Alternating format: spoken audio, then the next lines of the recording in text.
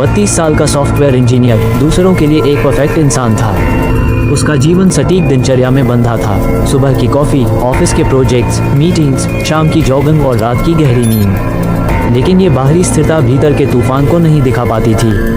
पिछले 6 महीनों से एक अजीब अनुभव उसकी रातों का हिस्सा बन गया था, स्लीप पैरालिसिस। हर रात जैसे ही वह गहरी नींद में जाता, अचानक उसकी आंखें खुल जाती लेकिन शरीर बिल्कुल स्थिर हो जाता। एक ऐसा दर्द जो कहानियों से निकलकर हकीकत बन गया हो।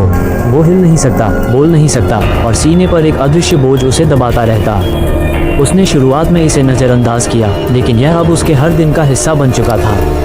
ये सिर्फ एक नींद का विकार नहीं था, ये उसकी आत्मा पर हमला था। रात जब वो उस स्थिति में पहुंचता, उसे एक परछाई दिखती, लंबी, काली, बिना चेहरे वाली, लेकिन सांस लेती हुई।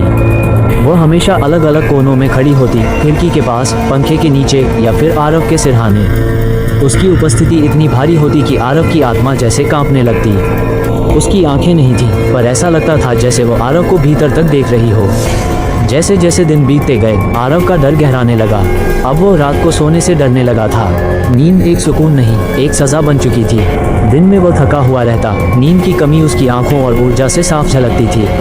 पर सबसे बुरा था वो अकेलापन। किसी को समझाना मुश्किल था कि उसके साथ क्या हो रहा है। आरव के दिन अब भी उतने ही व्यवस्थित दिखते थे, लेकिन भीतर सब कुछ बदल चुका था।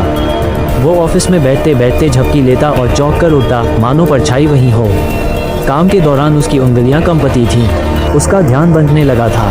दोस्तों ने पूछा, सब ठीक है, लेकिन आरव सिर्फ मुस्कुरा देता।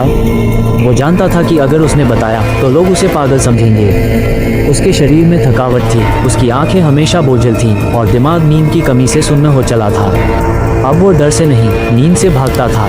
पर नींद तो आती ही थी और साथ लाती थी वही परछाई। डर असहनीय हो गया तो आरव ने मदद लेने की कोशिश की।